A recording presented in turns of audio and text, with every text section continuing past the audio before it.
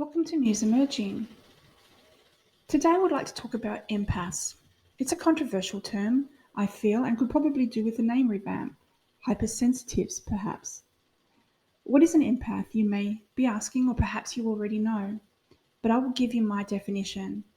Empaths are individuals who have the ability to sense and feel the emotions of others on a deeper level. In this video, we will explore what it means to be an empath, whether or not empaths are actually real, or is it just airy-fairy rubbish, and how to know if you are one, and also strategies for navigating life as an empath. So what are empaths? Empaths, as I've already said, are individuals who have heightened ability to sense and feel the emotions of others on a deeper level. They may experience them as though the emotions and energy are occurring to them in real time. This can include everything from physical sensations to emotional states. Empaths are often referred to as emotional sponges because they can easily absorb the emotions of those around them. We've all walked into a room and gotten a vague sense of the energy from the people in there. That's a widely accepted phenomenon. Nobody would debate that. Empaths don't just get a sense, they can at times feel like they get a physical sensation from the energy flooding into them, or they are bombarded with conflicting emotions. They have the challenge of experiencing this while appearing completely at ease and normal in their interactions with the people in the room. That's the constant challenge of the empath. So are empaths real? The concept of empaths is a highly debated topic in the scientific community. Some experts believe that empaths are real and that they have a unique ability to sense and feel the emotions of others. Others argue that empathy is a normal human trait and that the term empath is not a scientifically valid concept. Interestingly, some experiments have found that empaths have a heightened activity in the mirror neuron system, which is the part of the brain that is associated with empathy. Makes sense. It is a well-documented fact that some people are more empathetic than others. That's beyond debate. I guess the reality is that some things cannot be adequately measured by scientific parameters, and that if we choose to believe only those things that can be proven scientifically or logically, we are essentially closing ourselves off to new understanding because naturally we are a constantly evolving species and cannot adequately encompass all that is possible from our currently limited mindset and understanding. So how do you know if you are an empath? There are several signs that you may be an empath. Some common indicators include feeling overwhelmed in crowded or noisy places, feeling drained after interacting with certain individuals, and having a strong desire to help others or humanity in general. You may feel a high degree of overwhelm and at times, and a strong need for alone time. This is because you need to constantly recharge your batteries. You might also find yourself feeling other people's pain as if it were your own, or even experiencing physical symptoms such as headaches, stomach aches, or fatigue in response to others' emotional states. As previously mentioned, you may feel things in a physical or emotional manner. I have at times felt like I have had energy rushing at me and it feels like a whack in my energy field, with the resultant need for me to regain balance. It's important to have strategies in place for such times. If you suspect that you may be an empath, believe me, you are not alone. Far from it. We tend to keep a low profile generally, but empaths are on the rise because it's necessary for humans to open up to empathy on a deeper level. It is a challenging time for empaths, though. In truth, it probably always has been. Navigating life as an empath. Living as an empath can be challenging, especially when it comes to handling the constant emotional overload. Empaths often experience burnout in the form of physical illness or even mental breakdown, as they have never been trained in handling this aspect of their abilities. It's important to practice self-care. Set boundaries and make time for yourself to recharge.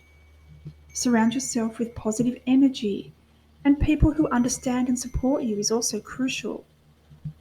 I think one of the most important things that empaths need in their life is people who are non judgmental. They may not indeed have a full understanding of what an empath is, but what you want is people who are open minded and who embrace all possibilities. Creating a safe space for yourself where you can retreat and recharge is also crucial.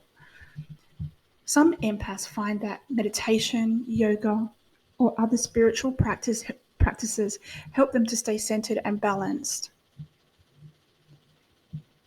It's important to learn to distinguish your own emotions and feelings from those of others so that you don't get overwhelmed or confused. I find that if I walk into a room that and I feel that I'm getting a rush of emotions and other people's stuff coming at me, the best thing that I can do is just center myself, feel myself connected to the floor, and then I will surround myself in my mind. I will surround myself in a white light, and this helps me to feel that I can still be connected to the people in the room, but there is some sort of protective force surrounding me. For me, this is a very effective method for being in balance or getting myself back into balance. But everybody's going to find their own way of doing it. And there's a lot of different things that you can do if you walk into a room or if you find yourself overwhelmed by the energies that are coming at you. I'd like to talk now about empath imposter syndrome. I don't even know if that's a real term. It's one that I made up, but it's very definitely a real thing. It's important to note that there are those who will call themselves empaths but actually lack real empathy and personal insight. They are coming from ego and a need for recognition of their specialness rather than a true understanding and acceptance of their abilities. These individuals give empaths a really bad name and should be avoided. True empaths understand that they are not special. This is simply one of their gifts. Gifts are given to all in equal measure. Empaths are generally humble and very often avoid attention due to fear of overwhelm. So be on the lookout for that. I have certainly come across my fair share in my lifetime. So in closing, empaths are individuals who have the ability to sense and feel the emotions of others at a deeper level. While the concept of empaths is still debated in the scientific community, the truth is that we are an evolving species and the path ahead for humanity is to embrace new abilities and, well, evolve. So we do not need to be putting anyone into neat, logic-driven boxes that dismiss their experience. Those who believe that they are empaths can benefit from understanding and managing their abilities. Remember to set boundaries. Practice self-care. This is one thing that I at times forget myself and have to remind myself of. And surround yourself with positive energy. Be aware also that there are those out there who will call themselves empaths, but they will suck your energy rather than buoy it up. Surround yourself with loving, caring, supportive people. And remember, you need time alone in personal reflection and quiet. This is what recharges your batteries. This is critical. Being an empath is not an easy journey, but if you know how to take care of yourself, it can be a very rewarding one.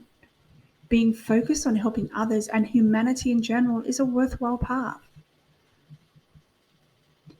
That's enough from me today. If you have any questions or reflections on the path of the empath or your own journey as an empath, I would really love to hear from you in the comments. It is important for us to support each other lovingly after all. If you enjoyed this video, can I ask you to give it a like? It will help my channel grow, and I have so much to share. Consider subscribing. I have lots of interesting stuff coming up and I do post weekly. Thank you for watching. Have a wonderful day or evening.